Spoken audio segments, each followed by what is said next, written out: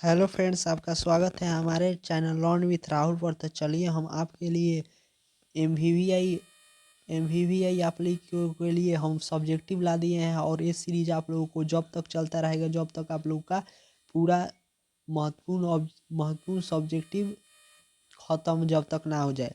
तो आप लोग यहाँ जो भी अब सब्जेक्टिव बताया जा रहा है तो उसको आप लोग लिख कर करेंगे। और आप लोग को एकदम भी सब्जेक्टिव बताया जाएगा जो 110% एग्जाम में आएगा। तो आप लोग अभी वीडियो को देखें और हम आप लोगों के लिए बहुत ही अच्छे अच्छे एम सब्जेक्टिव लाएंगे। तो चलिए हम देर न करते हुए वीडियो को शुरुआत करते हैं। तो देखिए, पहला नंबर प्रश्न है, विद्युतीय प्रेरण किसे कहते हैं? विद्युत प्रेरण किसे कहते हैं? तो विद्युत प्रेरण आप लोगों को पढ़ाया गया होगा कि जब किसी अवेशी चालक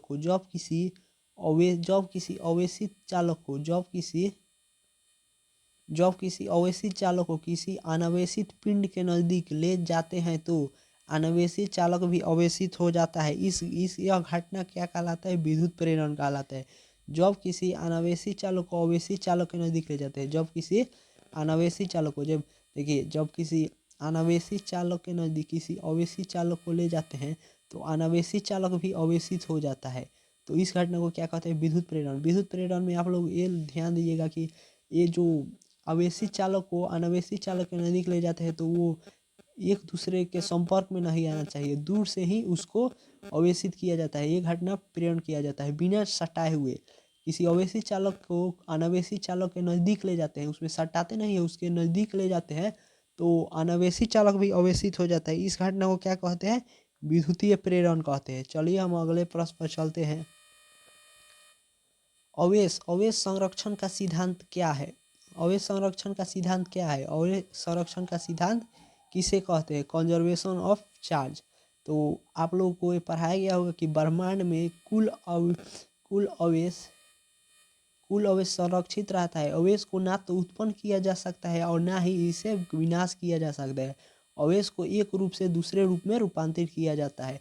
इसे अवेश संरक्षण का सिद्धांत कहते हैं।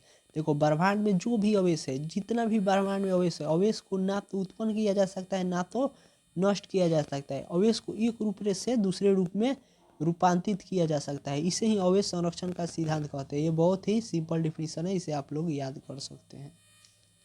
अवेश का क्वांटमीकरण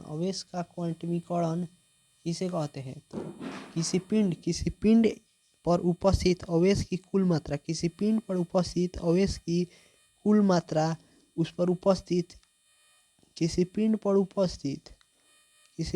उपस्थित अवेश की कुल मात्रा, उस पर उपस्थित इलेक्ट्रॉन के पूर्ण गुणज होती है। इसे अवेश का क्वांटमीकरण कहते हैं। देखो, किसी पिंड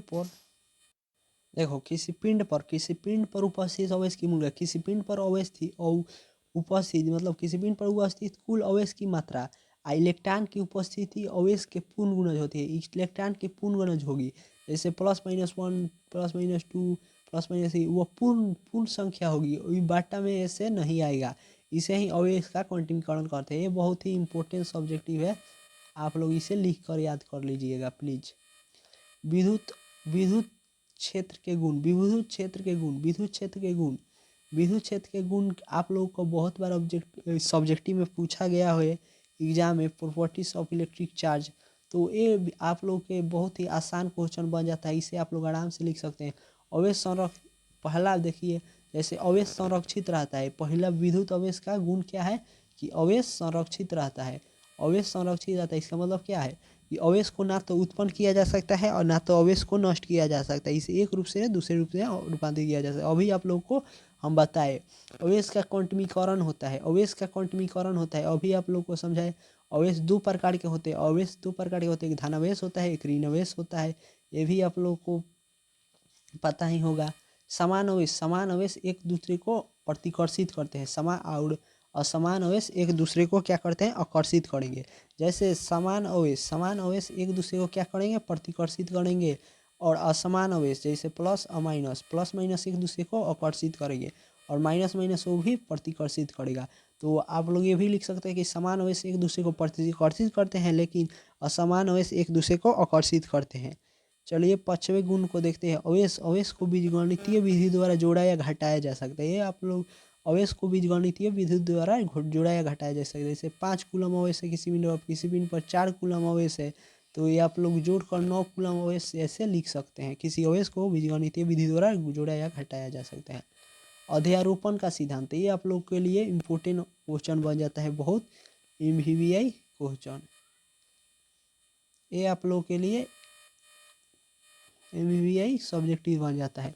अध्यारोपण का सिद्धांत, तो ढेर सारे अवेश के कारण ढेर सारे अवेश के कारण ढेर सारे अवेश के कारण ढेर सारे अवेश के कारण किसी बिंदु पर ढेर सारे अवेश के कारण ढेर सारे अवेश के कारण किसी बिंदु पर लगने वाला बल अवेशों के द्वारा लगने वाले कुल बल के योग के बराबर होता है। किसी ढेर सारे अवेशों के कारण किसी बिंदु पर लगने वाला बल प्रत्येक अवेश द्वारा लगाए गए कुल बल के योग के बराबर होता है। तो इसे क्या कहते हैं? अध्यारोपण का सिद्धांत।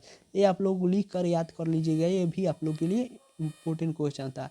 तो आप लोग वीडियो यहाँ तक देखें, इसके लिए thanks for watching of all guys.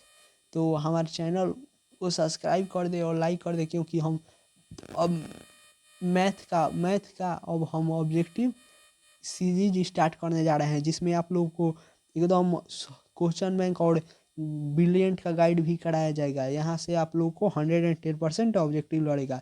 आप लोगों को 50 नंबर का ऑब्जेक्टिव पूछता है और 50 नंबर का सब्जेक्टिव पूछता है। तो आप लोग अगर हमारे चैनल को सब्सक्राइब कर लेते हैं तो हम आप लोग को 50 नंबर ऑब्जेक्टिव का पूरा गारंटी देते हैं। तो हम अब मैथ का ऑब्जेक्टिव सीरीज स्टार्ट करने जा रहे हैं। तो आप लोग यहाँ तक वीडियो देखें, थैंक्स फॉर वॉचिंग और लाइक कीजिएगा प्लीज़। आप नए हैं तो सब्सक्राइब कीजिए।